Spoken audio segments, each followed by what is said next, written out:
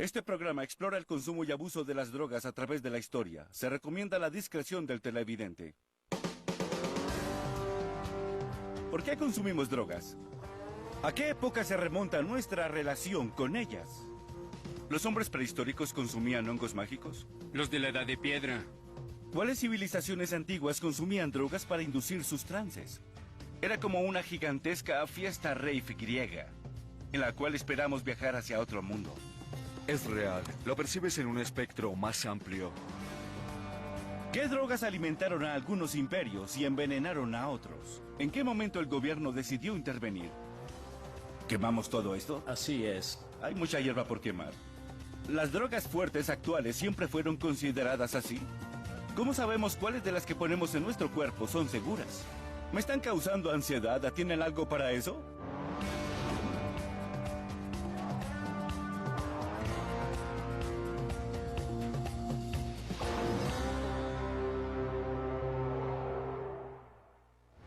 Hola, soy Dean Norris y consumo drogas. Igual que mi madre y mi doctor y hasta mi querido perro. Y apuesto a que si viven en el siglo XXI, ustedes las consumen. Créanme, hagamos un viaje para conocer más sobre las drogas. La época del hombre primitivo, los primeros consumidores. Hoy en día hay miles de drogas a nuestro alcance. Pero también hace 20.000 años, ¿los hombres primitivos sabían cuándo consumir drogas para alterar sus cuerpos y mentes? ¿Cómo conseguían las drogas y cuáles usaban? Como especie, los seres humanos hemos consumido drogas desde que aprendimos a caminar, ya que las drogas están a nuestro alrededor. Los papaverales, los árboles de cacao y las hojas de tabaco crecen cerca de donde vivimos. Las plantas que existen actualmente son las mismas que existían hace 20.000 años. Con una excepción importante, ahora existen las plantas domésticas como el trigo y la cebada. No se hacían cervezas con cebada hace 20.000 años porque no la cultivaban. ¿Cuál fue la primera droga que experimentaron los seres humanos? El arte de la piedra de la era prehistórica podría darnos una pista. El arte en las piedras incluye formas simples que asemejan a las formas que se ven durante la alteración del estado de conciencia. Las drogas psicodélicas han existido por más tiempo que los seres humanos. Yo, igual que muchos, creo que se usaron durante la historia. Los dibujos y las esculturas en las cavernas apuntan a eso. En varias culturas del mundo, el hombre ha consumido e ingerido lo que nosotros llamamos hongos mágicos. Creo que es natural que la gente ingiera esos hongos porque somos recolectores. La gente recolecta comida y es normal probar cosas nuevas. ¿Estos son hongos pintados en las paredes de las cavernas? No lo sabemos. Pero algo es cierto. No pintaron zanahorias ni cebollas. Los hongos debieron tener algo muy especial para los hombres primitivos. ¿Pero qué era? Iré a buscar hongos para averiguarlo. Bosque templado de coníferas, Condado de Pasco, Florida. Yo entiendo que la gente busque tesoros, pero ¿por qué buscan hongos? Es emocionante encontrar hongos comestibles, pero hay otros tipos de hongos que tienen componentes que alteran la mente, como sustancias alucinógenas. ¿Esos son a los que les dicen hongos mágicos? Sí, ese es uno de los términos coloquiales. Se les dice hongos mágicos y los indígenas les dicen hongos sagrados. ¿Cuándo pudo ser la primera vez que el hombre consumiera hongos? ¿Qué tan viejos son? Es probable que hubiera encuentros en algunos sitios durante la era prehistórica. ¿Los hombres prehistóricos consumían hongos mágicos? Los de la Edad de Piedra. ¿Qué los hace mágicos? Tienen efectos que alteran la mente e inducen una alteración en el estado de conciencia. ¿Cuál es ese ingrediente? El ingrediente activo es la psilocibina. La psilocibina es un componente alucinógeno que afecta los niveles de serotonina en el cerebro. Causa náuseas, vómitos, debilidad muscular e incapacidad de distinguir entre la realidad y la fantasía. ¿Cómo crees que los hombres prehistóricos descubrieron los hongos? Bien, en algunos casos fue ensayo y error y descubrimiento accidental. Sin embargo, había algo con este tipo de efecto que fue objeto de una búsqueda deliberada, el estar alerta. Alguien se los encontró y quiso seguir haciéndolo. Exactamente. Sí, ¿Por qué crees que los hongos fueron considerados sagrados? Hay algo inherente en el efecto de los hongos alucinógenos que tiene el poder suficiente para cambiar puntos de vista y asuntos vitales. No sabemos cuál es el impulso religioso, pero es algo que aparentemente no puede explicarse de otra forma. Vaya, no sabemos si de verdad el hombre prehistórico experimentó con hongos, pero hay muchas especulaciones sobre eso. Una opinión controversial es que las experiencias de expansión mental con hongos ayudaron a los seres humanos a evolucionar. En los círculos académicos psicodélicos, esto es la teoría del mono drogado. Parece posible que las plantas psicoactivas jugaron un rol importante en la evolución humana. Se puede ser más inteligente usando drogas psicodélicas. Se piensa mejor y se ven las relaciones en la naturaleza. Se ve dónde ha estado una semilla, en dónde creció y se recolectan. Los monos no podían hacer eso, pero con drogas psicodélicas tal vez sí. Una nueva manera de estar en el planeta pudo haber comenzado con estas drogas. La experiencia humana con las plantas psicoactivas pudo ser una experiencia religiosa primordial y el comienzo de la sospecha del hombre de que había otro mundo. Los seres humanos han usado drogas alucinógenas para tratar de conectarse con poderes mayores por miles de años. ¿Pero lo hacían a propósito o las descubrieron accidentalmente en búsqueda de comida? Bien, ¿qué te parece si vamos a buscar hongos? A mí me parece bien. Bien, ¿qué estamos buscando? Aquí en Florida, la especie más conocida es la Psilocybe cubensis. De hecho, allí veo algunos hongos. Sí, parecen hongos. Sí, ¿esos son los que buscamos? No son Psilocybe cubensis. Estos hongos podrían ser venenosos. Vaya. Al menos a primera vista. Qué bueno. Mira eso. Las amanitas más venenosas normalmente son blancas. Sí. Su cuerpo y sus laminillas son blancas y su base parece un saco. Si quisiera experimentar un poco, ¿ese no sería el indicado? Exactamente. No puede comerse bajo ningún propósito. Bien. ¿Te interesa ver los hongos alucinógenos como los Psilocybe cubensis? Por supuesto que sí. Bueno, mejor nos vamos de este hábitat hacia el prado que está justo allá. Creo que ahí tendremos más posibilidades. Vamos a ver. Bien. Al parecer, las lluvias recientes son perfectas para buscar hongos. ¿Eso es excremento o estoy equivocado? Es estiércol de vaca, o mejor dicho, excremento, popó. ¿Pueden nacer hongos de ahí? Así lo prefieren. Los Psilocybe cubensis nacen en lo más sucio. ¿Crecen en el excremento? Sí. ¿Y se los comen? Sí, los indígenas les dicen angelitos o pequeños ángeles. Sí. Pero nace del estiércol. Quisiera conocer exactamente lo que busco para poder ayudarte. Te lo señalaré cuando los vea, pero es muy confuso. 90% de lo que vemos en los hongos nos engaña. Sí. Por ejemplo, estos hongos son del género Paneolos, pero pareciera que fueran... Podría ser. Los Psilocybe cubensis son morados oscuros. ¿Qué pasa si me lo como? Podrías sentirte un poco confundido. ¿Pero no me drogaría? No, pero algunos que intentaron drogarse con ellos los comieron y empezaron a sentir temblores, como si dispararan un cohete y empezaron a decir: Houston, tenemos un problema, ¿sabes? Mejor nos aseguramos porque será un despegue rudo. Se prepararon y sonaron unos petardos, pero de repente se les acabó la experiencia. Llevamos horas buscando y hemos visto mucho estiércol y hongos, pero no de los mágicos. Ya me estaba preguntando si los conseguiríamos. Sí. Mira eso. Eureka. ¿Las drogas nos han ayudado o nos han dañado? ¿Qué papel han jugado para convertirnos en lo que hoy somos? ¿Y cómo las encontraron nuestros ancestros? Continuemos nuestro viaje para conocer más sobre las drogas. La época del hombre primitivo, los primeros consumidores. La humedad aumenta cada vez más en los prados de Florida.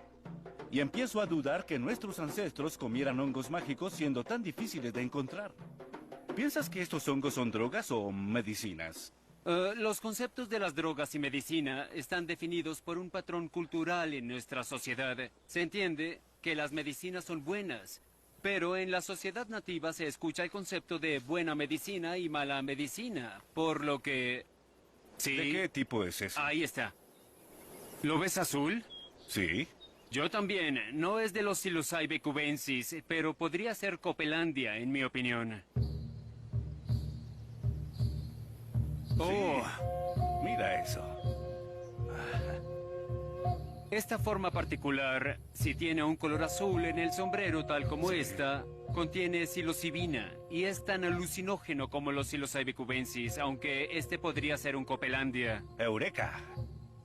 Tú prefieres tenerlos en las manos. En mi opinión, sí es preferible. Entonces tengo que arrestarte por posesión. Es una broma. Con respecto a las drogas, nos preguntamos si nuestros ancestros las usaban para inducir alteraciones en el estado de conciencia. ¿Puede eso probarse o refutarse? Lamentablemente, no, ya que no tenemos los restos de las plantas. Me quedan pruebas orgánicas de que las culturas de caza-recolección hayan consumido drogas. El arte en las piedras es psicodélico, pero no prueba mucho.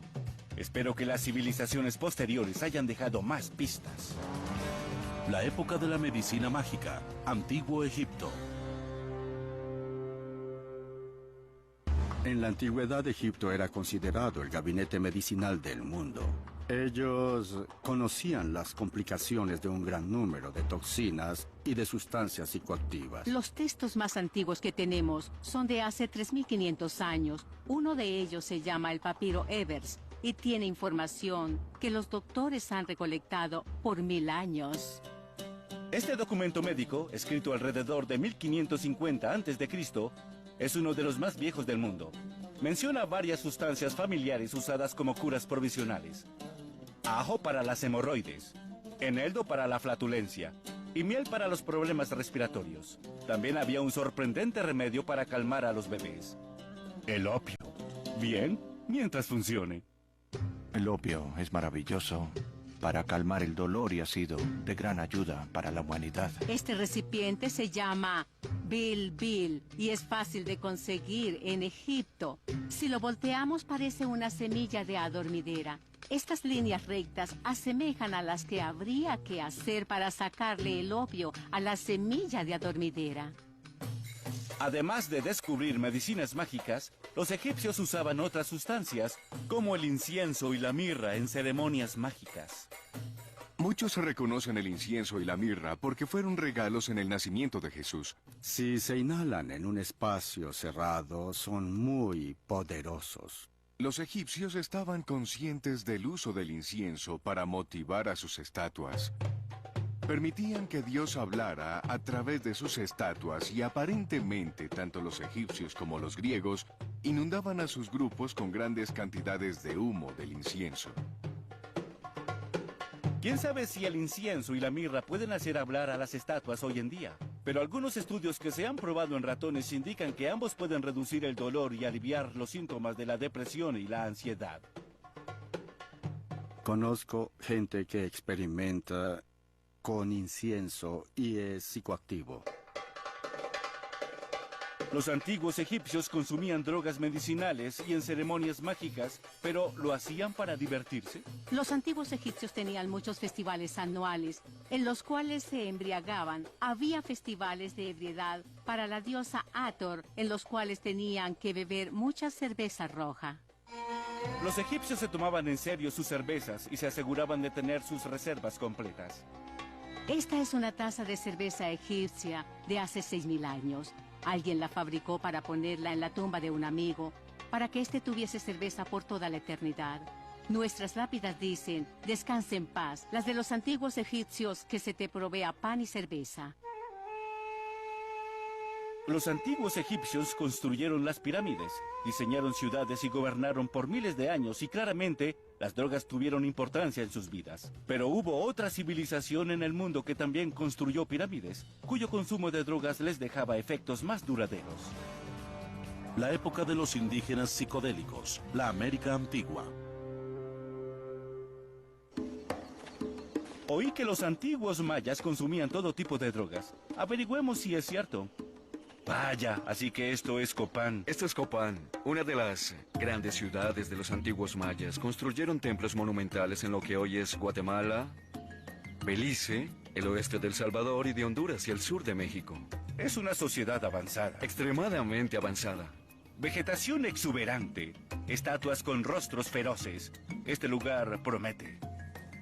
Este es el Templo 11. ¿Lo es? Vaya, Sí. ¿qué es esto? La idea era estar más cerca de los cielos donde viven las deidades, los dioses. ¿Nos acercamos? Bueno, vamos. Son una sociedad avanzada. ¿Tienen ascensores o...? No, no hay ascensores, pero tal vez los cargaban. ¡Perfecto! Creo. Los mayas construyeron sus pirámides para estar más cerca de los dioses. ¿Consumían drogas con el mismo propósito? Ya casi llegamos. Para averiguarlo, tenemos que experimentar. Me refiero a llegar hasta arriba.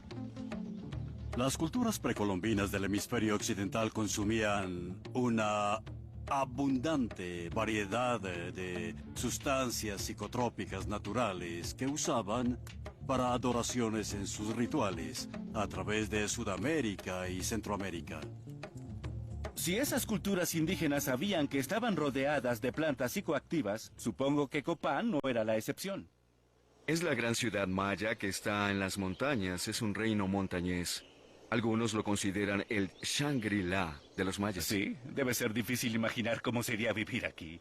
¿Qué sabemos de su relación con las drogas? Ellos eran agricultores y entendían muy bien el mundo de las plantas. Sí. Eso prueba totalmente que ingerían plantas psicoactivas. ¿Plantas psicoactivas? Sí. Debían saber que tenían efectos narcóticos. Por medio de la experimentación y el ensayo y error durante siglos, la gente entendió que podía ser una planta o un hongo. Sí. Los mayas dejaron pruebas de haber consumido hongos. Pero si usaban drogas psicodélicas, ¿qué experiencias buscaban? ¿Y por qué? Bueno, la idea era estar en comunión con los dioses. Si lo lograban, podían obtener sus consejos, lo cual era muy poderoso. Esto iba de la mano con varios tipos de sangrías, sacrificios y cosas similares. ¿Sangrías? Explícame Sangrías. eso. Sí, digamos que tú eres un rey. Bien, es Rey bueno de los ser mayas rey. en Copán. Exacto, entonces, Sí, es bueno ser ¿qué rey. haría? ¿Eso crees? ¿Qué harías? Pues sacarías tus genitales y con un objeto prestigioso como la espina de una mantarraya traída Sí. desde el océano, te Sí. perforarías los genitales. sí, Ya, bien. calma. Dejarías que la sangre fluyera a una corteza de papel Bien. dentro de un tazón de cerámica, el cual encenderías y te lo fumarías con tu sangre, y eso sería una ofrenda. Vaya, quizá no es Oh, tan bueno sí. ser rey. Entiendo por qué era una alteración de su estado. ¿No era más fácil comer hongos? Bueno, sí, es probable que las plantas psicotrópicas y los hongos también se usaran en estos rituales. Sí. Los reyes seguramente eran chamanes. Sí. Alcanzaban estados visionarios y viajaban a otros terrenos y cosas así. Por lo que las alteraciones de estado inducidas por hongos eran una buena manera para ser chamanes. Sí, seguro. Los hongos mágicos les permitían hablar con los muertos. Rápida y fácilmente. Ya que los mayas eran tan avanzados, me pregunto si descubrieron nuevas formas de ingerir drogas. Al parecer hay pruebas de que usaban tabaco para hacerse enemas. Oh, ¿qué? ¿Por qué pensamos que las drogas psicoactivas son tan peligrosas? Los mayas las usaban para estar en comunión con los dioses. La época de los indígenas psicodélicos, la América antigua. Al parecer, los mayas enterraban a sus muertos con plantas narcóticas. Alan me estaba llevando a las tumbas subterráneas de Copán para que lo vea por mí mismo. En la arqueología usamos muchas ciencias duras y una de las técnicas más importantes es buscar pruebas de especímenes botánicos. Eso es para saber qué tipo de plantas usaban en los rituales, en los entierros, por ejemplo. Algunos arqueólogos han estado buscando pruebas de este tipo de plantas psicoactivas. Esto es bueno porque muestra los nichos donde hacían ofrendas, incluyendo las de las plantas. Entiendo, estas plantas son importantes porque los enterraban con ellas. Sí, exactamente. Ajá. Cuéntame de otras plantas narcóticas que hayan podido usar los mayas. El tabaco era una de las más importantes. Fumaban tabaco. Claro que lo fumaban, pero al parecer también hay muchas pruebas de que usaban el tabaco para hacerse enemas. Oh, sí. ¿Qué? Era algo exacto si se toma en cuenta que los intestinos tienen Sí. mucha sangre y podían obtener componentes químicos rápida y efectivamente. Sí. Los enemas eran rituales Estoy bastante de acuerdo. serios. Un enema de tabaco hubiera sido el equivalente a fumar entre 20 y 40 cigarrillos normales y les hubiera inducido un estado visionario. una alteración de la conciencia. Creo que tener hojas de tabaco en la retaguardia para un enema induciría a un estado visionario. Oh, sí. Los mayas tenían formas creativas de inducir alteraciones de sus estados, pero ninguna parecía placentera. Obviamente, el hacerse enemas con tabaco y perforarse los genitales no era algo recreacional. No, para nada. Se trataba de rituales y también de prácticas muy estructuradas y ordenadas. Estas plantas les servían para estar en comunión con Dios. Bueno, de hecho, ellos eran dioses. Alojaban a los dioses divinos en sus cuerpos para convivir con ellos. Los mayas pensaban que alojaban dioses en sus cuerpos al ingerir drogas, pero otras culturas indígenas pensaban igual. Toma en cuenta que estas culturas se desarrollaron en la jungla, en las Américas. Hay tal vez 10 veces más plantas psicoactivas que en otras partes del mundo. Vaya, así parece. Si tomamos en cuenta la increíble biodiversidad del Amazonas, podemos entender por qué hay tantas plantas psicoactivas en las Américas. Un ejemplo es la ayahuasca. La ayahuasca es un brebaje alucinógeno que se ha desarrollado a través de miles de años de experimentación de tribus sudamericanas que buscan la iluminación espiritual. Es ilegal en Estados Unidos, excepto para los miembros de una iglesia a la cual el gobierno le entregó un permiso especial. La ayahuasca tomó miles de años en ser desarrollada por su complejidad.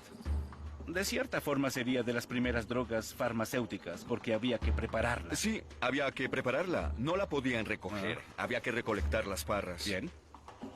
Y también las plantas con cuidado. Se hacía té y se hervía hasta que fuera un brebaje líquido y espeso que pudieran tomar. Sí. ¿Qué me pasaría si la tomara? Bueno, primero tendrías que hacerlo en un pequeño grupo con un chamán experto, un profesional que guíe la ceremonia. Y tal vez lo más probable es que vomites hasta más no poder por unas cuantas horas. ¿Qué? Sí, te purgarás. Luego tendrás una experiencia visionaria más poderosa que con cualquier otra planta del mundo. ¿Son alucinaciones locas? No son alucinaciones, es una mayor percepción de la realidad. No alucinas porque no es algo creado que sea mentira, es la pura realidad. Pero las percibes en un espectro mucho más amplio. No es diferente a la realidad, sino parte de ella. Exacto, es una sensación y una percepción más aguda de la realidad. Estás en comunión con los espíritus jaguares y con el bosque, pero es real. ¿La ayahuasca es un portal a una realidad más aguda o se trata de un truco de nuestro cerebro? Obviamente, nuestro cerebro es muy complicado y utiliza diferentes mensajeros químicos y sistemas neuroquímicos. Está claro que estas sustancias actúan en el sistema de la serotonina y tienen efectos profundos en varias áreas del cerebro. Es probable que esto afloje las sensaciones normales de nuestros pensamientos y la forma en que vemos al mundo. Antes de abandonar Copán, quiero que Alan me muestre la famosa cancha donde jugaban los famosos juegos de altas apuestas en que los perdedores, digamos que no convenía perder. ¿Se drogaban como parte del juego? Bueno, eso no lo sabemos, sí. Pero en las tierras altas de Guatemala hay esculturas de hongos en las piedras de cientos de años que están asociadas con los implementos y la parafernalia del juego. Lo cual sugiere que ellos se comían los hongos y luego empezaban a jugar. ¿Por qué razón comerían hongos mágicos antes de jugar? Esa es una buena pregunta. Hay pruebas de que la psilocibina, el ingrediente activo de los hongos, reforzaba la precisión visual y también la coordinación física. Entiendo. ¿Ya se usaban drogas para mejorar el rendimiento antes que en el béisbol? Posiblemente sí era así. Bueno, ¿cómo se juega? No puedes usar las manos.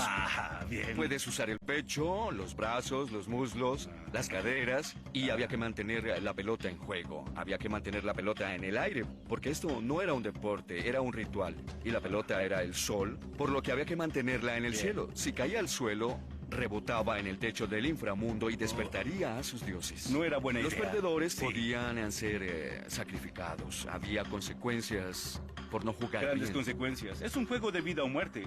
Te comes unos hongos y tratas de mantener la pelota en el aire sin usar las manos. O si no, mueres. Claro, qué buena idea. Eran hombres rudos como los Raiders de Oakland en los 70. Eran muy malos. Juguemos. Bien. Hagámoslo. Vamos. ¡Estás muerto! ¡No estás! Probablemente eran todos los espectadores. Sí, vaya, qué embarazoso. Lo siento, fanáticos, de verdad. De nuevo, tenemos que durar más. Mejoraremos. Bien.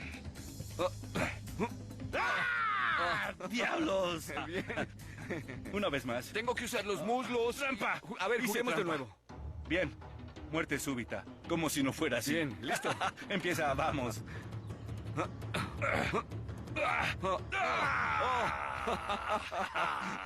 Es tiempo de sacrificarte. Vamos ya. Para los mayas y otras culturas indígenas, las drogas eran un portal al reino espiritual.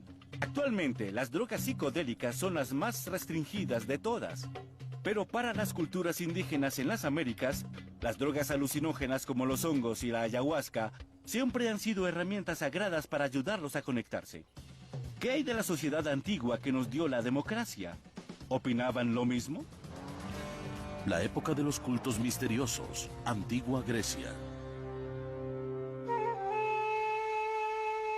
Para los antiguos griegos, las drogas eran venenos mortales o preciadas medicinas. Después de todo, muchas de nuestras creencias vienen del mundo clásico. Algunos puntos de vista filosóficos actuales se basan en los modelos de la antigua Grecia, que se desarrollaron en una época en que los primeros filósofos consumían muchísimas drogas. Nos hemos dado cuenta que a quienes ellos llamaban filósofos, hoy llamaríamos chamanes.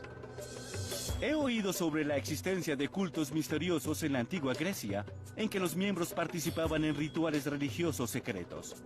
Sabemos muy poco sobre eso, pero la alteración del estado podría estar relacionada. Este es el santuario de la diosa Demeter y de Perséfone. Cada año la gente venía desde Atenas para ser iniciados en los misterios eleusinos. Tenían experiencias extracorporales en las que viajaban juntos al otro mundo y regresaban. Si los iniciados viajaban a otro mundo, ¿qué los transportaba? Hay dos teorías. Unos dicen que hongos mágicos y otros dicen cornezuelos. He oído de los hongos, pero ¿qué son los cornezuelos? ¿Qué tanto nos hemos drogado durante la historia y qué consumían en la antigua Grecia? Descubrámoslo en nuestro viaje para saber más sobre las drogas. La época de los cultos misteriosos, Antigua Grecia. Los mayas consumían drogas para conectarse con los dioses. ¿Los griegos hacían lo mismo? ¿Qué esperaban descubrir a través de los rituales secretos de los misterios eleusinos y qué alimentaba esos descubrimientos? El misterio eleusino fue una gran experiencia religiosa en la antigüedad clásica que duró 2000 años. Este es el Telesterion. Aquí ocurría todo. Vaya. Es enorme. Es como el Madison Square Garden de los griegos. Sí, albergaba a miles de personas. ¿Ves las escaleras en la esquina? Sí. La gente se paraba allí. Había luz, oscuridad y música. ¿Y bailes? También. Sí. Sí. Era como una gigantesca fiesta rave griega. Sí, exacto. Esa es una buena descripción. Era una sobrecarga sensorial que cambiaba la vida para siempre. No eran unos chicos con tubos brillantes en el bosque. Sócrates, Platón y Aristóteles fueron iniciados en los misterios eleusinos. Debió haber algo que los estremeciera. ¿Conocieron a los dioses? ¿A los dioses? Vaya, venían a celebrar este ritual. Dicho esto, ¿crees que las drogas estaban involucradas? Creo que sí tenían que ver. ¡Qué sorpresa! ¿Te refieres a alteraciones del estado? Sí, si de verdad consumían drogas, ¿cuáles hubieran sido? Hay dos teorías. Unos dicen que hongos mágicos y otros dicen cornezuelos. He oído de los hongos, pero ¿qué son los cornezuelos? El cornezuelo es un hongo granoso que crece en las piedras. Al ingerirlo, altera radicalmente los químicos en el cerebro al incrementar los niveles de serotonina, lo cual produce alucinaciones. En los años 30 lo usaban para sintetizar la dietilamida de ácido lisérgico o LSD. Sabemos que había una bebida para los iniciados llamada Kikayón, hecha de cebada y de poleo, que es una menta. Ajá. Ellos la bebían. Si tenía cebada, tal vez tenía hongos, así que pudo ser cornezuelo. Sí, esa es la teoría. Al parecer el cornezuelo les brindaba la habilidad de prever a la diosa porque tenía efectos psicotrópicos en el cuerpo. El problema es que nadie ha podido extraer una droga alucinógena del cornezuelo que no lo mate o lo paralice. Oh, vaya. El cornezuelo es muy peligroso, definitivamente. Tal vez por eso los atenienses no querían revelar esta fórmula al público. La sustancia era tan interesante que se le dio un mal uso recreacional, lo cual era una ofensa capital. Los participantes al parecer consumían una droga tan secreta que podían morir si revelaban cuál era. Algunos historiadores piensan que esa misma droga inspiró los trabajos clásicos que aún se leen en las universidades. Los filósofos reconocidos de la antigüedad fueron iniciados en los misterios eleusinos y sus experiencias psicotrópicas les permitieron alcanzar sus inspirados pensamientos. ¿Cuándo se acabó esto? Los góticos saquearon el lugar en el año 400 después de Cristo. ¿Los chicos con rímel y pantalones negros ajustados? Ellos usaban armaduras. Eran más formidables. Lo eran, por supuesto, sí.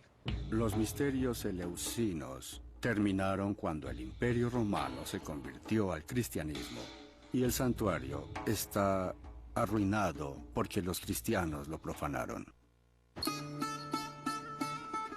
Me pregunto si los griegos se drogaban con otros propósitos.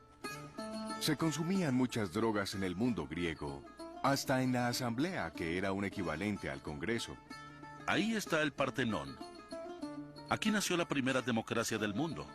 Genial, aquí mismo. Aquí donde estamos parados. Las reuniones comenzaban con rituales de purificación, quemaban incienso y sustancias botánicas. Los miembros de la asamblea eran sometidos a una fumigación de plantas psicotrópicas para inducir lo que llamaban el espíritu jovial, para luego discutir sobre política. ¿Qué era el incienso entonces? Ellos usaban mirra, resinas y hojas de plantas. ¿Cannabis tal vez? Sí, es posible. Sí. Los griegos conocían el cannabis. Bien, te diré una cosa. Donde hay incienso hay cannabis. Sí. La fumigación era encerrada, como si fumáramos marihuana en un auto con nuestros amigos e inhaláramos sus efectos del humo continuamente. Imaginen llenar un auto con tanto humo que se aspirara. Era el equivalente de forzar a los congresistas a consumir drogas psicotrópicas antes de discutir la legislación. Entonces, un estado elevado era importante tanto para las ceremonias religiosas como para las políticas. Era parte importante de la vida griega. Sí, es correcto. Ellos consideraban importante la intoxicación. La palabra griega fármacon se refería a la medicina o al veneno. De allí nace la palabra farmacología. El físico griego Hipócrates, considerado el padre de la medicina moderna, entendió que había una razón científica por la cual las drogas afectaban nuestros cuerpos. Los griegos decían que cualquier sustancia que poníamos en nuestro cuerpo que produjera un cambio podía ser tanto buena como mala. El veneno de serpiente fue una de las drogas más usadas en la antigüedad. El símbolo médico moderno, que heredamos de los griegos, tiene dos serpientes enredadas en un bastón. Esto podría indicar que ellos sabían que el veneno de serpiente y otras drogas podían curar y hacer daño. En la sociedad griega no había un estigma social en contra del consumo de drogas. No, en absoluto. No era una cuestión moral y nunca lo pensaron de esa forma. Solo apreciaban el placer y eso era lo más importante para entender cómo vivir una buena vida. ¿Las drogas eran placeres para los griegos? Así es, eran placeres en las ocasiones y contextos adecuados. Como el sistema universitario griego actual. Exacto. Desde rituales religiosos y ofrendas políticas hasta estudios médicos, los griegos han tenido una relación sofisticada con las drogas. Entendían que consumirlas podía ser peligroso. Pero nunca se pensó si estaba bien o mal. La época del juicio moral. La religión antigua. Es posible que Jesús y las drogas hayan estado batallando por la fe y la devoción de la gente durante más de 2000 años. Para los antiguos griegos y para otras religiones paganas, las drogas eran parte fundamental del proceso de conexión con los dioses. ¿Por qué los cristianos no estaban de acuerdo? Los primeros cristianos expresaron mucha ansiedad y hasta sospecha en relación a los placeres del cuerpo. En ese entonces, la gente sabía que las drogas podían inducir a placeres del cuerpo, y eso no estaba a tono con el mensaje cristiano. La fe en Cristo era el camino a la salvación, por lo que la fe en las drogas se volvió un problema. Durante el siglo IV, con el ascenso de los emperadores cristianos, se introdujeron en la sociedad las primeras leyes antidrogas. Estas leyes se enfocaban en el consumo de drogas de estas misteriosas religiones. Si la gente consumía drogas psicodélicas y tenía experiencias de unión con Dios, ¿para qué necesitaban a la iglesia? Los primeros cristianos querían que la gente viera que solo la fe en Cristo podía inducir una auténtica experiencia religiosa, y algunos historiadores creen que llevaron a cabo una guerra contra las drogas. Los cristianos se convirtieron en grupos de errantes agentes de la ley. Estos monjes destruyeron templos y asesinaron a mucha gente. ¿Los cristianos se sentían amenazados por las drogas? ¿La fe es una sustancia que discrepaba con la fe en Jesús? La época del juicio moral, la religión antigua. Las religiones precristianas usaban drogas para sentir a Dios, pero el cristianismo pensaba que era todo lo contrario. ¿Por qué esta división? Espero que el Centro de Rehabilitación El Calvario en Phoenix tenga respuestas. Hay un lugar al que pueden acudir quienes quieren tener un elemento cristiano en su tratamiento sin necesidad de obviar detalles. Pueden hacer que su fe en Dios sea parte de él. ¿Se puede superar la drogadicción si se cree en un poder superior? Un reciente estudio probó que los programas de rehabilitación de alcohólicos basados en la fe son 30% más efectivos que los de rehabilitación secular. Los creyentes normalmente viven más, tienen más dinero y más probabilidades de recuperarse de operaciones peligrosas. Un poco de fe hace milagros y la rehabilitación no es una excepción. ¿Qué hizo que los cristianos se opusieran a las drogas? ¿Las veían como un competidor desde el principio? Historiadores creen que llevaron a cabo una guerra contra las drogas. Los cristianos antagonizaban con cualquier competidor de su creciente religión, por lo que los perseguían. Destruían santuarios y profanaban esculturas. Durante el siglo IV, había grupos de monjes irrumpiendo en propiedades en las que sabían que había habitantes que consumían drogas en ceremonias religiosas y terminaron derrumbando templos y asesinando gente. El ataque contra los no cristianos que consumían drogas fue el punto principal de la plataforma política de los obispos para obtener poder y legitimidad. En el Calvario, la gente no tiene una guerra contra las drogas, sino contra la adicción, y su mayor arma es la fe. Pero, ¿por qué no pueden coexistir la fe y las drogas? No puede haber comunicación con Dios por medio de una sustancia. La Biblia dice que la única manera de coincidir con Dios y comunicarse con Él es cuando Jesús dice: yo soy el camino, la verdad y la luz. Solo pueden acercarse a mi Padre a través de mí. ¿Qué me dices, por ejemplo, acerca de las tribus nativas de América que consumían drogas, al menos en su época, para encontrar a Dios? Muchas personas durante la historia han estado usando sustancias que alteran la mente. La Biblia se refiere en algunas traducciones como brujería o como hechicería. Te explico la perspectiva cristiana. Sí. En resumen, no es que tenga problemas con las drogas y el alcohol, sino un problema de adoración. Cambiamos a Dios por un ídolo. Dices que los ídolos son las drogas y el alcohol. Por ejemplo, al pasar por un pasillo de licor, es un santuario de ídolos. El alcohol es el resultado de la interacción del cereal y la verdura con el azúcar en un proceso llamado fermentación. Es la droga más popular del mundo y actualmente unos 140 millones de personas sufren de desórdenes relacionados con el alcohol. ¿Hay figuras bíblicas que hablen sobre el abuso de drogas en específico? Al mejor al que puedes acudir es a San Pablo, que dedicó su vida a Cristo. Y está en el Nuevo Testamento. Él decía que las obras de la carne eran evidentes y eran inmoralidad, impureza, sensualidad, hechicería, idolatría y los falsos dioses que no satisfacen necesidades espirituales. Los podemos buscar cuando queramos, pero siempre volveremos en pedazos y arrastrándonos. Desde la perspectiva cristiana, las drogas siempre fueron falsos dioses que nos distraían del verdadero Dios al que debíamos adorar. Pero, ¿qué impulsó a los primeros cristianos a decidir que usar drogas era anticristiano? ¿Qué tiene de malo darle placer al cuerpo de vez en cuando? Después de todo, Jesús tomaba vino. No sería inapropiado usar el término puritano asociado a las opiniones de los primeros cristianos. Su sentido de negación era parte importante de lo que era su idealizada espiritualidad.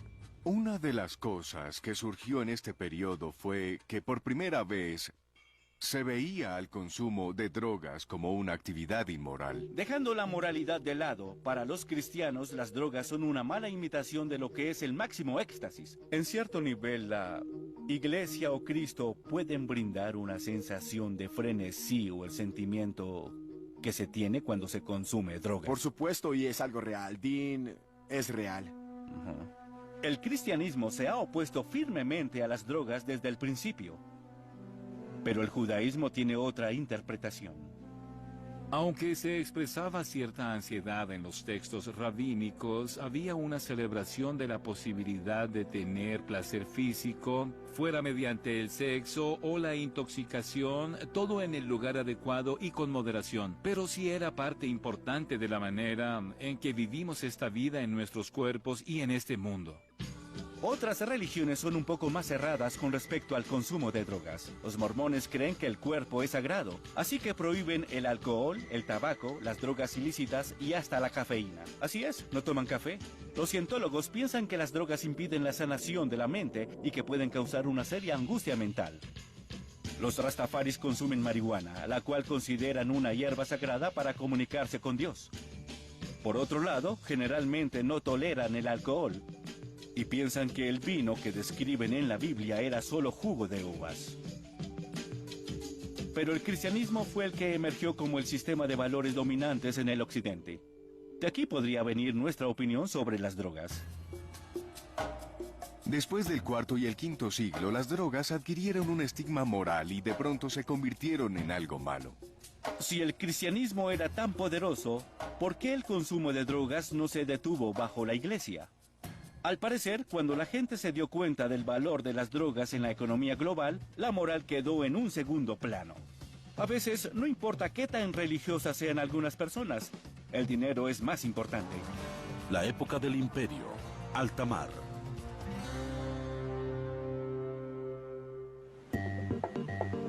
Cuando las potencias europeas comenzaron a explorar en alta mar a principios del siglo XV, el descubrimiento de nuevos mundos significó el descubrimiento de un mundo de drogas. Las drogas comenzaron como productos locales. La razón de esto es que muchas de ellas vienen de las plantas y estas no están distribuidas uniformemente en el mundo. Como resultado del crecimiento global del mercado de negociación oceánico, existió una confluencia de drogas en el primitivo mundo moderno. Sé que en Asia, África y en las Américas había plantas y hierbas nativas que los europeos nunca soñaron con tener. Pero, ¿cuáles fueron las drogas que llevaron los exploradores tras sus exóticos viajes a través del océano? Este es el capitán Robert Knox de la Compañía Británica de las Indias Nacionales y hay una historia fascinante sobre esta pintura. Knox naufragó en Sri Lanka. Sí. Pasó 19 años allí porque el rey local quería conservarlo como parte de su colección de animales. ¿Era parte de un zoológico? Sí, Vaya. él era un regalo inglés. Con el tiempo volvió a Londres y fue a la Sociedad Real a ofrecerle al rey las cosas que había traído. Una de esas cosas era el cannabis. ¿Cannabis? Sí, cannabis. Se arrodilló y le ofreció cannabis al rey. Creemos que esa fue la primera vez que se trajo cannabis a Gran Bretaña, porque tras el regreso de Knox, cuando presentó sus regalos, se empezó a experimentar con esa sustancia para ver qué podía hacer por nosotros. Sí. ¿Qué otras drogas llegaron a Inglaterra de esta exploración mundial? Bueno, Knox trajo algunas cosas desde Asia, pero el tabaco fue la droga que trajeron del Nuevo Mundo de las Américas. Cuando los europeos descubrieron el tabaco, también descubrieron nuevas formas de consumirlo, que era fumándolo. Y eso fue importante no solo para consumir el tabaco, sino también para otras drogas más adelante. La forma más rápida de obtener la mayor concentración de drogas en el cerebro era inyectándolas en las venas o fumándolas. Antes del siglo XVII, fumar como medio de administrar drogas no era común, al menos en Europa. La gente descubrió nuevas drogas y entraron en el mundo del comercio. También descubrieron nuevas formas de administrar las drogas y eso dejó salir al genio psicoactivo de su lámpara. Una vez que las drogas llegaron al mercado global, empezó también el mercadeo global. Antes de la Coca-Cola o la Pepsi, la primera marca global era el opio. Exactamente, se compraba opio de muy buena calidad. Sí. ¿Qué drogas viajaron por alta mar y se esparcieron en el mundo? Continuemos nuestro viaje para saber más de las drogas en el lugar donde comienza el tiempo. La época del imperio. Alta mar.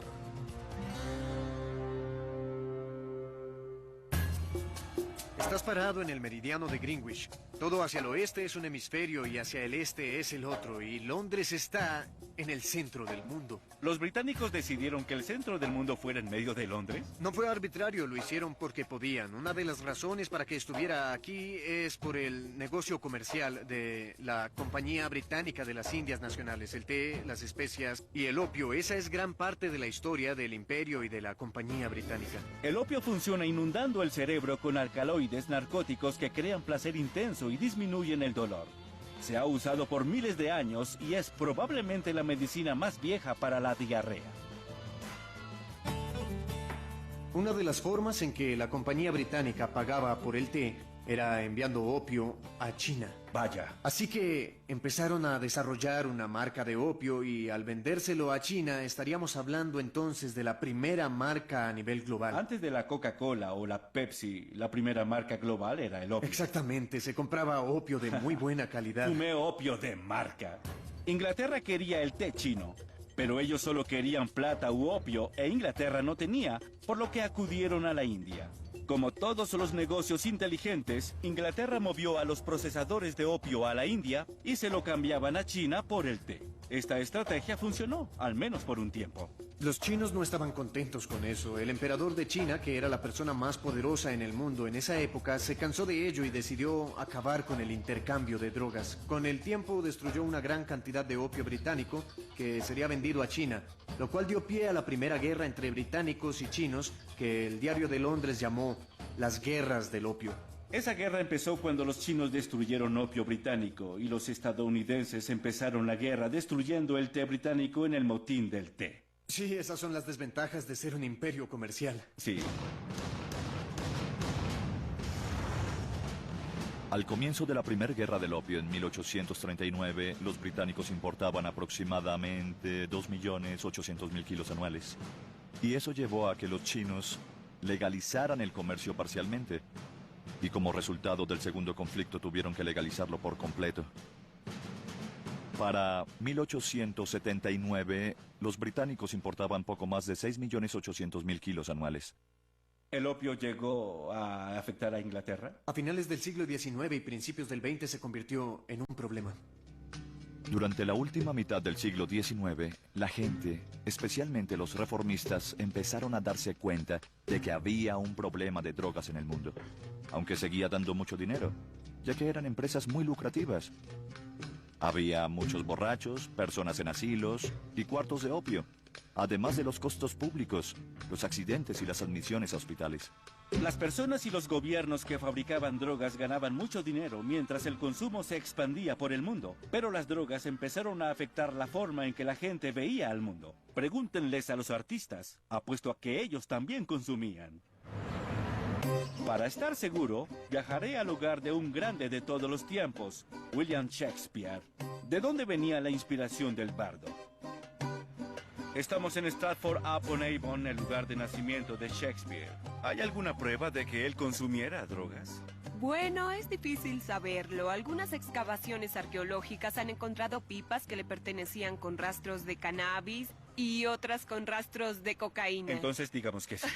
No del todo, porque esas pipas apenas son del mismo siglo en el que Shakespeare vivió. Y saber si de verdad eran de él o de alguno de sus conocidos es difícil. ¿Cuáles de sus obras reflejan su actitud hacia las drogas? Muchos dirían que su obra más loca es El sueño de una noche de verano. De hecho, el Royal Shakespeare Company aquí en Stratford la produce ahora. Deberías ir a verla. Creo que iré.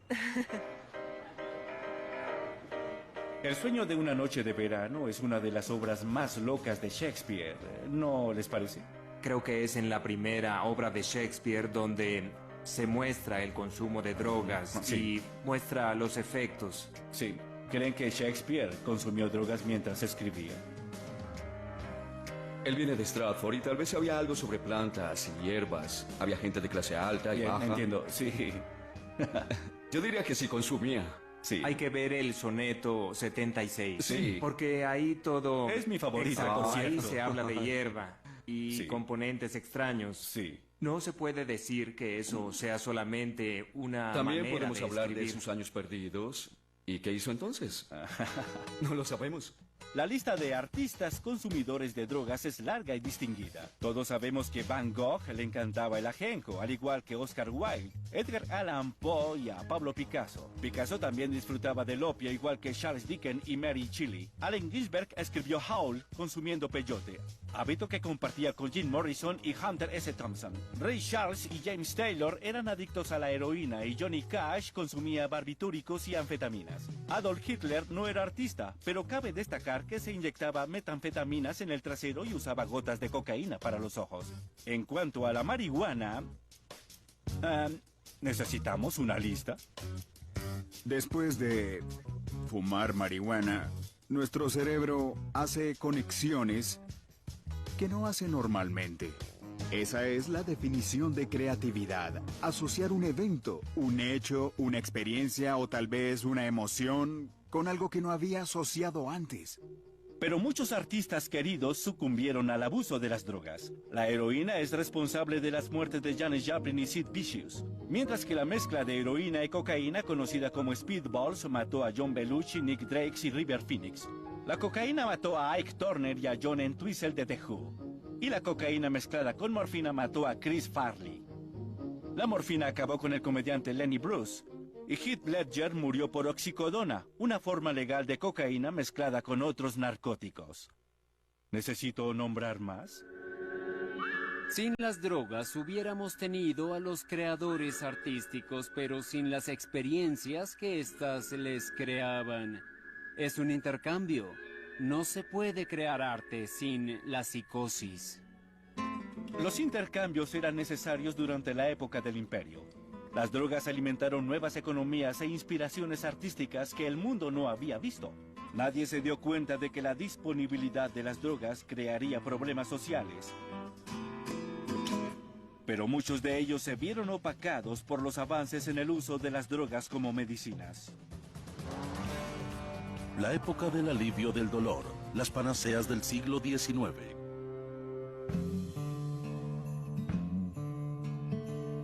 En 1803, el científico alemán Friedrich Saturna hizo un gran descubrimiento en el mundo de las drogas. Por primera vez, pudo aislar el ingrediente activo en una planta narcótica. Era la planta del opio, y el ingrediente activo era la morfina. Esto lo cambió todo. En 1803 se aisló la morfina de la planta del opio y ese fue el nacimiento de la ciencia de la farmacología. La morfina es una droga magnífica para aliviar el dolor. Si se sufre un infarto o se fractura una pierna, la morfina alivia el dolor. La inteligencia humana fue la que nos dio esas útiles y valiosas drogas clínicas, pero también creó la dependencia adictiva a esas sustancias. Con los potentes narcóticos que salen de los laboratorios cada década, nos hemos preguntado qué podrían hacernos estas drogas. Son gotas para bebés y contienen alcohol y opio. ¿Las drogas más peligrosas comenzaron como medicinas? ¿La morfina era para aliviar el dolor o fue creada para atrapar a una nueva generación de adictos? La época del alivio del dolor, las panaceas del siglo XIX.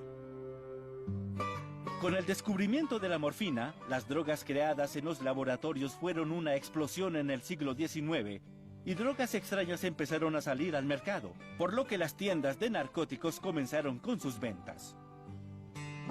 Hola, soy Dean. Hola, soy Jeremy Green. Un placer. Igualmente. ¿Qué es este lugar? Es una farmacia de la comunidad reconstruida aquí en Mystic Seaport, Connecticut. Vaya. Tenemos un catálogo de drogas que en realidad se llaman medicinas patentes, las cuales eran muy populares a principios del siglo XIX.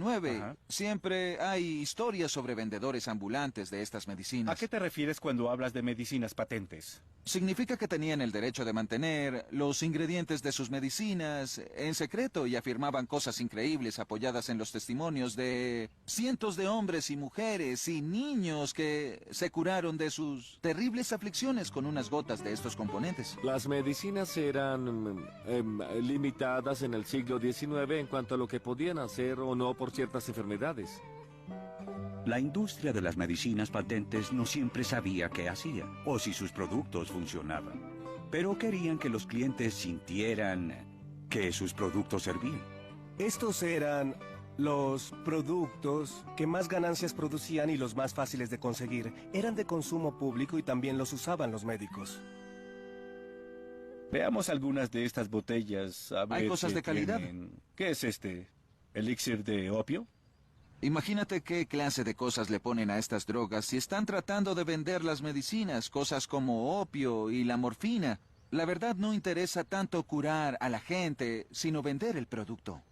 Eso era lo bueno de vender polvo de cocaína como remedio para la fiebre del heno. Al venderle ese polvo a alguien, la persona pensaría que funcionaba, lo sentiría y tendría una reacción, que es lo que buscaban las compañías de medicinas. ¿Cómo los hacía sentir? Muchas de estas medicinas los hacían sentir muy bien. Sí. Mientras más fuerte se sentía la medicina, más creían en ella como para recomendársela a sus amigos y a su familia. Bajo estos estándares, estas drogas funcionaban realmente, pero a la vez causaban bastante daño. En la época de las medicinas patentes no había muchas regulaciones, por lo que mucha gente se volvió adicta a ellas y otras murieron por ingerirlas. Me gusta esta. Dice, calmante y vigorizante. Sí. Es para la cura permanente de todas las enfermedades nerviosas. Sí, hay muchas afirmaciones aquí. Tienes razón, es Sí. altamente concentrado, se adapta a la cura permanente de todas las enfermedades nerviosas, dolores de cabeza, Sí. neuralgias, dispepsia, el sabor de la bilis, diarrea, estreñimiento, resfriados, tos, fiebre, fiebres palúdicas, dolores de hígado, tisis, pérdida de apetito, debilidad femenina, desmayos, palpitaciones, espasmos, mareos, tos convulsiva, sarampión, etcétera, etcétera. De verdad dice etcétera al final. La industria de la medicina patente era el lado salvaje de la medicina. A veces promocionaban productos hechos con morfina como cura para la adicción a ella y llenaban el paisaje con publicidad. Para los productos Carter, pintaban rocas al lado del camino, lo que fue precursor de las vallas publicitarias. Crearon una atmósfera de fiesta. El comienzo de la publicidad en Estados Unidos se remonta a la industria de la medicina patente.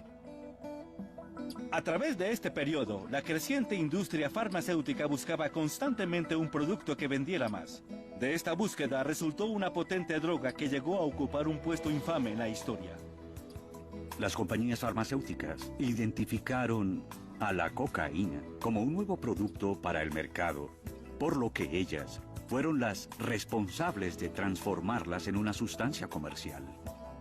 Los doctores apoyaron la cocaína. Empezaron a usarla como anestésico para las operaciones de ojos y de garganta, y respaldaron a las populares panaceas y elixires mágicos que tenían mucha demanda en la época.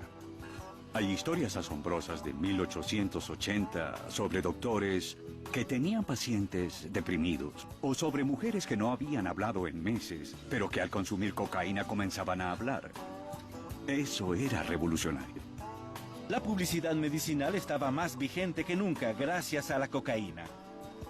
Los fabricantes de los productos de cocaína hacían el esfuerzo por asegurarse de que sus clientes supieran que el producto tenía cocaína. Eso era lo importante. Y por supuesto, la cocaína era el ingrediente principal en un nuevo tónico popular. Como decía su eslogan, es coca. En 1890, en Atlanta, para pedir una Coca-Cola en la farmacia, por ejemplo, solo se decía, quiero que me dé una droga. La cocaína se había establecido y la gente empezó a descubrirle nuevos usos.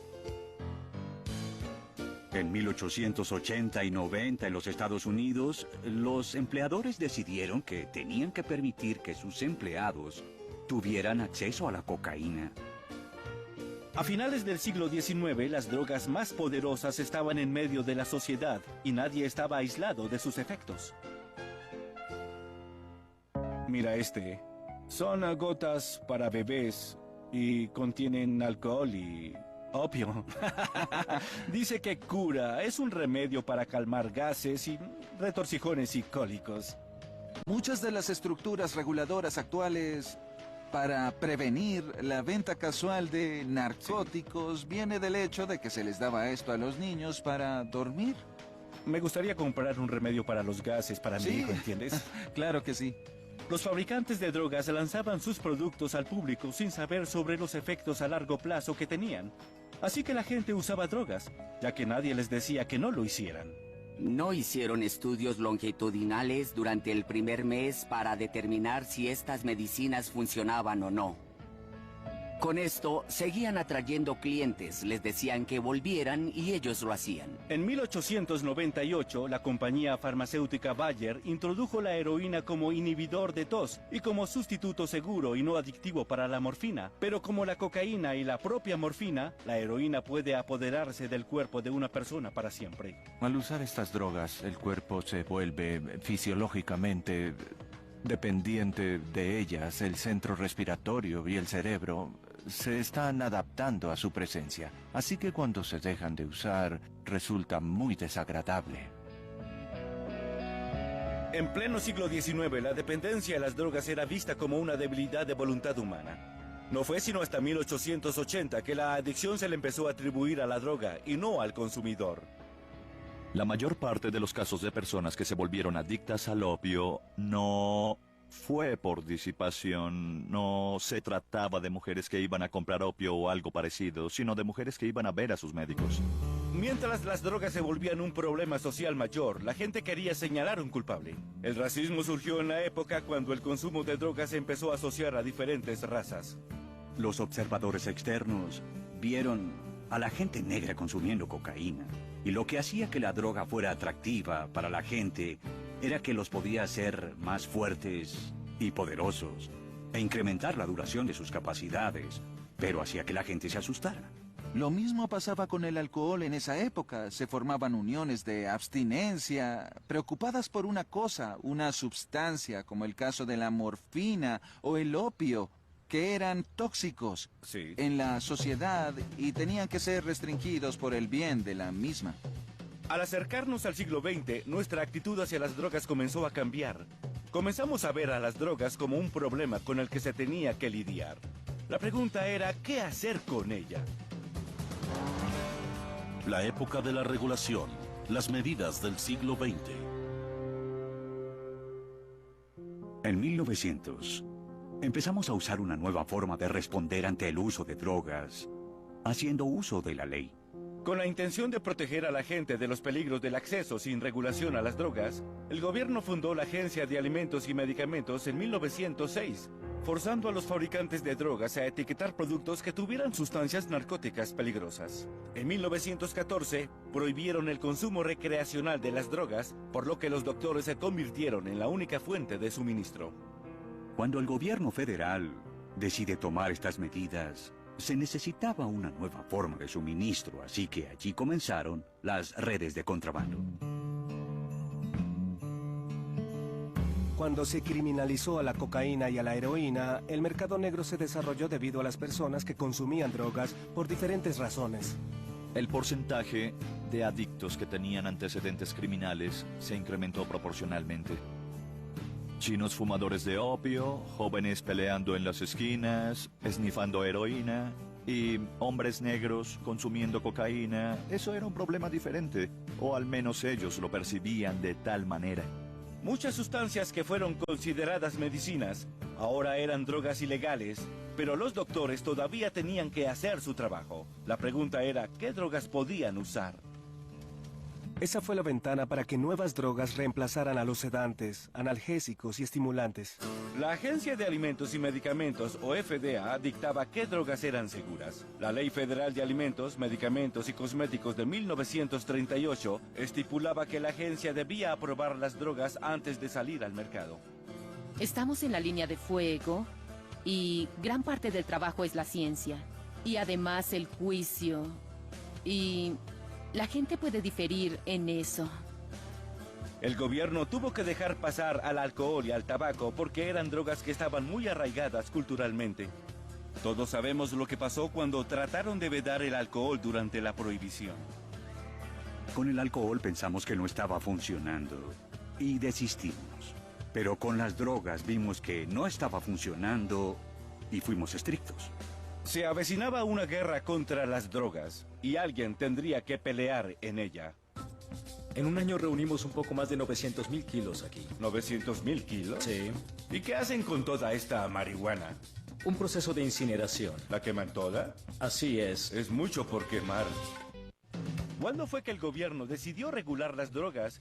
¿Y por qué algunas son legales y otras no? ¿Quién decide todo esto? La época de la regulación. Las medidas del siglo XX. Aun cuando las regulaciones eran más estrictas en las décadas posteriores, una sorprendente droga que ahora es totalmente ilegal, antes era experimental. En 1938, científicos suizos que trabajaban con una gran compañía farmacéutica crearon una droga que resultó ser la sustancia más concentrada y poderosa que el mundo había visto. El ácido lisérgico 25, LSD. Yo diría que el LSD es la experiencia más transformadora y más grande, o la pesadilla más catastrófica que puede hacer que la vida sea intolerable y que el suicidio sea la única salida.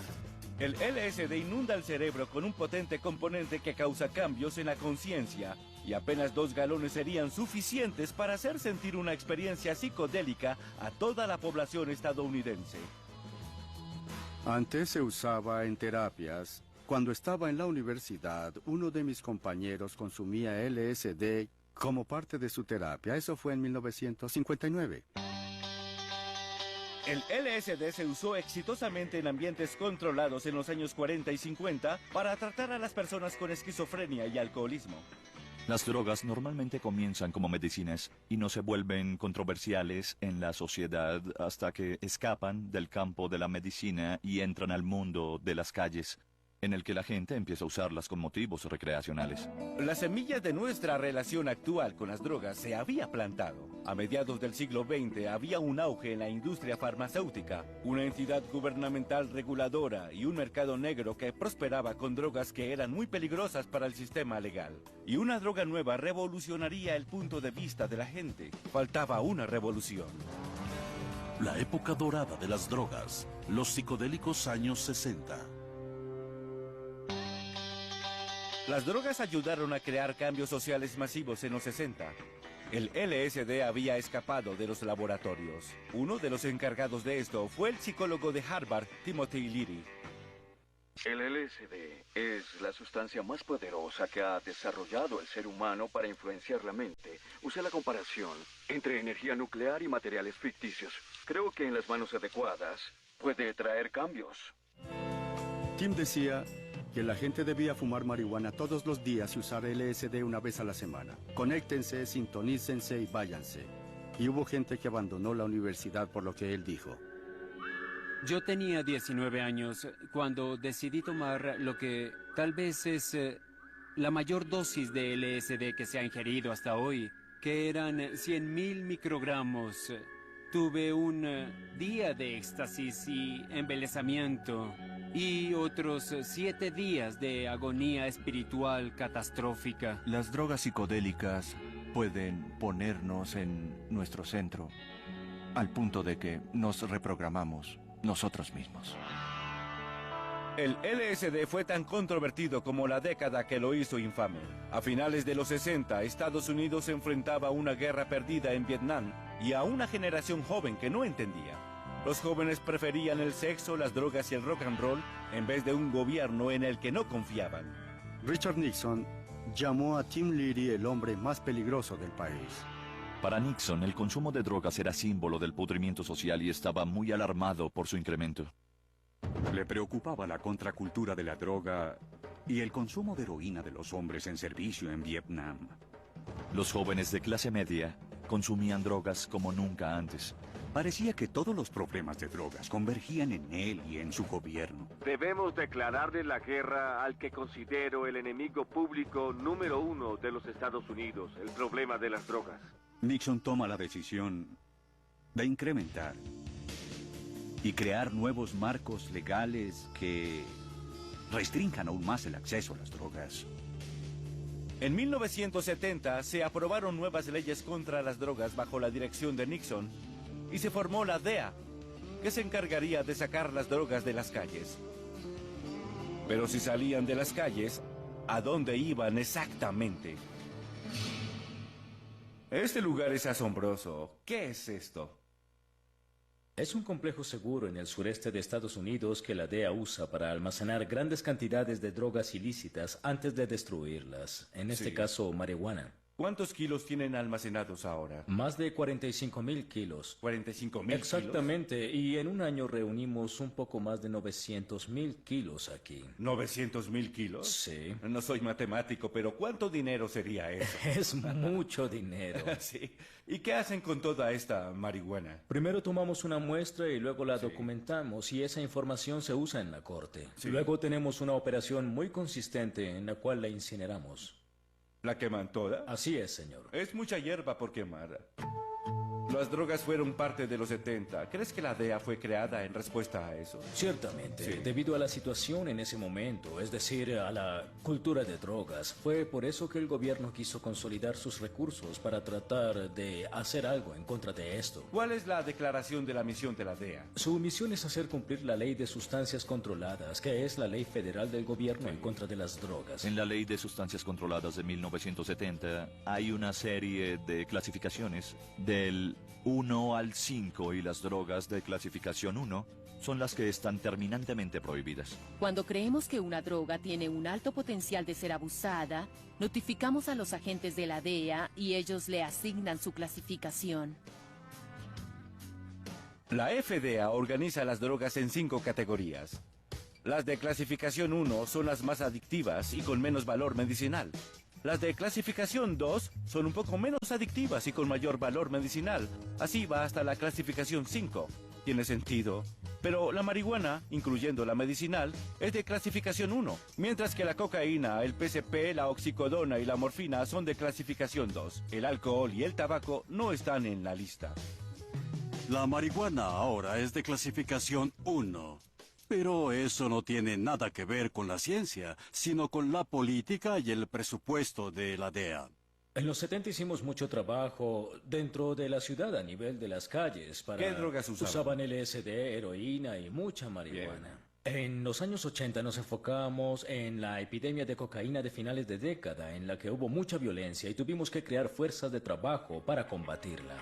En 1980, las leyes contra las drogas se hicieron más estrictas y las sentencias en prisión por cargos de drogas eran más largas. Bajo el mando de Reagan, el control de drogas tomó auge. Díganle sí a la vida. Y en cuanto a las drogas y al alcohol, digan no. En los años 80, yo era el abogado principal de los miembros de la Cámara de Representantes que aprobaron la ley de sustancias controladas. Me sentí muy perturbado por lo que pasó. Era consciente de que las leyes que estaban aprobando eran completamente inefectivas y que en vez de combatir a los carteles, los estábamos enriqueciendo. Las sobredosis incrementaron y las cárceles se llenaron. Yo viví eso. Al llegar a los 90, vimos el incremento de las metanfetaminas, las cuales se volvieron drogas populares, así que aumentamos nuestros esfuerzos entrenando arduamente oficiales locales para combatir los laboratorios de metanfetaminas. En la última década vimos el resurgimiento o el incremento en el abuso de drogas por prescripción con bases de opio, como calmantes, entre otras. Con eso también llegó un incremento en la heroína, ya que ambas están conectadas. Y Obviamente, la marihuana siempre ha sido una fuerza constante, como puedes ver. Sí, puedo verlo. Esta es una batalla constante. Y también puedo olerlo. Al caminar por el complejo de drogas de la DEA nos preguntamos por qué eso es tan valioso. ¿Es porque es ilegal? La ley de hierro de la economía es que cuando una actividad es más valiosa, más gente la practica. Se usa como un bolso. Vaya, bien. Imagina que estás caminando muchos kilómetros a través del terreno. Sí. El borde es una línea mágica. De un lado vale $1,000 y de otro lado vale $10,000. Es magia. Es alquimia. ¿Y cuál es el dinero total de todas las drogas que la DEA decomisa en un año? Decomisamos mucho dinero y pertenencias de los distribuidores. Sí. Es casi $1 billón al año. Vaya. Si nos ponemos a sumar el costo total, sería aproximadamente unas decenas de billones de dólares. ¿Y a dónde va ese dinero? Al fondo del tesoro. Bien. Lo recuperamos y la totalidad va al fondo del gobierno y se usa para diferentes cosas. Tal vez parques y cosas así. Para educación y prevención. Sí, exacto. También hay muchos costos secundarios para combatir las drogas. Mantener a los que violan las leyes es uno de ellos. La guerra contra las drogas incrementa más que otra cosa la encarcelación masiva de personas en Estados Unidos. Y no hay precedente para eso. Muchos estados han visto cómo los costos de las prisiones han aumentado más rápido que otras categorías de gastos estatales, como la educación, como los medicamentos y como la salud. Es una transformación increíble la capacidad del Estado para hacerles la guerra a los ciudadanos con el afán de controlar las drogas. Recientemente Kofi Annan, Jimmy Carter y otros líderes mundiales dijeron que la guerra contra las drogas no se podía ganar. ¿Qué opinas de eso? Creo que el título de guerra contra las drogas no es apropiado. No es una guerra, es una acción contra los criminales. Somos investigadores buscando criminales y no somos soldados, somos policías. Y cuando la gente usa el argumento de que el alcohol es legal para que legalicen también la marihuana, ¿qué opinas? Hay que ver las consecuencias que tiene en la sociedad. No son suficientes los problemas con el tabaco y con el alcohol también. Las consecuencias de esas drogas legales en la sociedad, más los costos de salud y los costos son de problemas. vida. El alcohol y el tabaco también son malos, pero son legales. Sí, pero nosotros decidimos eso como sociedad. Está bien. Es diferente por eso, sí. Si el alcohol y el tabaco tuvieran impuestos, el Estado y el gobierno local y federal obtendrían $45 billones al año. ¿Vale la pena el precio? Sí, lo pagamos, pero no tenemos problemas de drogas. Claro que sí, pagaríamos un precio enorme por una política que es un fraude. Yo lo veo así. Hoy en día, en Estados Unidos, 7% de la población consume drogas regularmente. 23% de la población fuma tabaco o lo consume regularmente y 40% consume alcohol. Sí. ¿Podemos como estadounidenses tener un 40% de población que abusa de las drogas? A pesar de los esfuerzos del gobierno, realmente no hemos resuelto nada. Hoy la gente consume cada vez más drogas, por buenas y por malas razones. ¿Qué hacemos entonces?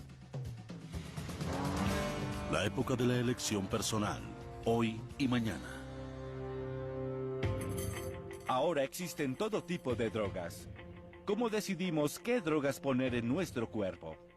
No sabemos todo sobre las drogas cuando se estrenan en el mercado. ¿No saben todo acerca de las drogas? Vaya. Aprendemos. Siento mucha ansiedad. ¿Tienen algo para eso? Los seres humanos tenemos una larga historia de consumo de drogas por varias razones, y existieron muchísimas sustancias que se han consumido, pero la situación nunca ha sido tan complicada como ahora. Actualmente la gente consume más drogas, sea como medicinas para curar enfermedades o como hábitos peligrosos que no solo perjudican a los consumidores, sino también a la comunidad que los rodea. Me reuniré con un veterano de 30 años en narcóticos de la policía de Chicago para ver cómo las drogas afectan las calles. Primero nos dirigiremos al sur, en donde siempre hay ventas de drogas y narcóticos en las calles. ¿Qué es lo que más se vende en las calles de Chicago? Heroína y también crack. Crack. El crack es el derivado barato del polvo de cocaína. Su nombre viene del sonido que hace cuando se fuma. Tras consumir altas dosis, se pueden experimentar delirios de parasitosis, la sensación de que los parásitos se arrastran por debajo de la piel. Yo diría que ellos venden drogas. Cada cuadra está controlada por diferentes pandillas y grupos. Creo que esos que estamos viendo... Ese sujeto con la gorra roja parece estar... Se acaba de ir, pero parece estar vendiendo. Si observas bien a esos sujetos, verás que se hacen señas entre ellos. En algún momento verán nuestro auto. Para ellos no es un juego. El hecho de que estemos aquí entorpece su negocio. Bien. Hay policías encubiertos que salen golpeados. Solo por ser policía... No están exentos. No significa que te respeten. Estados Unidos representa el 4% de la población mundial, pero consume el 65% del total mundial de drogas fuertes. La droga ilegal más popular en el país es la marihuana, seguida por la cocaína y los alucinógenos, incluyendo el éxtasis. Se estima que casi la mitad de los crímenes del país están relacionados con las drogas. El costo de las drogas ilícitas en nuestra sociedad es asombroso. El paradigma del abuso de drogas supera los 200 billones de dólares si se quiere cuantificar. El abuso de drogas ilícitas cuesta más de 200 billones de dólares anuales, mientras que la industria farmacéutica gasta 70 para crear nuevas drogas. En Chicago, no muy lejos de la venta de drogas en la ciudad, la industria farmacéutica se reúne en el encuentro anual de la Asociación de Información de Drogas, o DIA. La DIA existe para dar información neutral acerca de las drogas. Yo solo quería saber cómo fue que se complicó tanto nuestra relación con ellas. Es impresionante pensar que una droga común se crea en 10 años. 10 años. Cuesta $1 billón. Espera un momento. 10 años y $1 billón para una sola Para desarrollarla, toma como ejemplo el Lipitor. El proceso de desarrollo que tiene para usarlo por primera vez en humanos hasta que lo aprueba la FDA. Toma 10 años y cuesta $1 billón. Tengo una idea para una droga. ¿Sí? Sí, la tomas, vas al gimnasio y corres 8 kilómetros por ti. Y se llama Trotatón. Pero ¿todas las drogas del mercado son seguras? Las compañías deberían saber bien qué hace una droga antes de venderla, ¿cierto? Somos una firma consultora de seguridad de drogas de la industria farmacéutica y ayudamos a las compañías a evaluar los efectos secundarios de las drogas. No sabemos todo acerca de ellas antes de estrenarlas. No saben todo acerca de la... Vaya. Aprendemos. Siento mucha ansiedad. ¿Tienen algo para eso? Si lo tienen, lo compraré. Ya vienen. Mi cabeza lucirá así. Con tantos fármacos nuevos disponibles, los doctores siguen siendo los guardianes de estas drogas. Hola, soy Dean Norris. Tengo cita a las 5:15. Por favor, llene sus datos y el Dr. Isaacs lo atenderá pronto. Genial. Gracias. Este es mi chequeo anual y tengo más preguntas para el Dr. Isaacs. Hola. Sí, hola, doctor. ¿Cómo estás? Bien. Ven, entra. Como ya tengo 40, el doctor tendrá más dedos para mi examen anual de próstata. ¿Tienes buen apetito? Lamentablemente sí. ¿Duermes bien? Normalmente sí. Abre bien.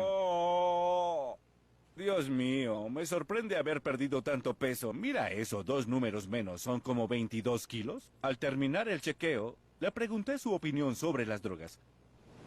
Si te dijera que en este momento tengo mucho estrés, ¿qué tipo de drogas me prescribirías? Normalmente benzodiazepinas o medicinas de la familia del Valium. Bien, ¿y qué me dices para dormir? Ambien o alguna medicina parecida. ¿Y si te dijera que tengo mucha ansiedad? Si es una terapia a largo plazo, diría ISRS de la familia del Prozac. Los fármacos psicoactivos son prescritos por los doctores para crear un cambio en la concentración, conducta, estrés, humor y alivio del dolor. Más de 16 millones de estadounidenses abusan de ellas por las mismas razones. Los índices de prescripción y de drogas prescritas vendidas han aumentado mucho desde los 50. ¿Ahora estamos más medicados que nunca?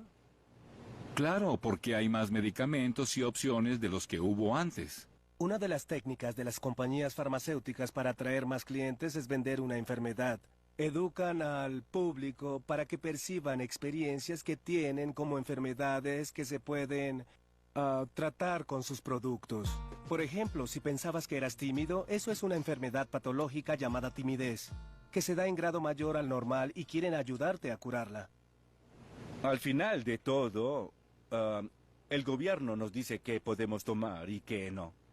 Nuestros amigos nos recomiendan cosas para probar y los comerciales nos mandan a comprar otros productos. ¿Cómo sabemos qué poner en nuestros cuerpos? Únicamente tú eres el responsable de lo que tomas.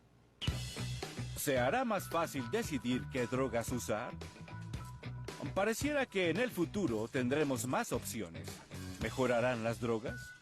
Estamos en camino a una era de drogas personalizadas. Por lo tanto, lo que se supone que hace una droga lo hará de una forma más efectiva, así lo queramos o no. Nuevas investigaciones también pueden encontrar nuevos usos para viejas drogas y en algunos casos pueden ser drogas ilegales. Actualmente se realiza un estudio de este tipo en la Universidad de Nueva York. Prueban una droga de clasificación 1 en pacientes con cáncer terminal para tratar de reducir la ansiedad de muerte. Usar esta droga requiere de un permiso especial de la DEA y algunas medidas de seguridad.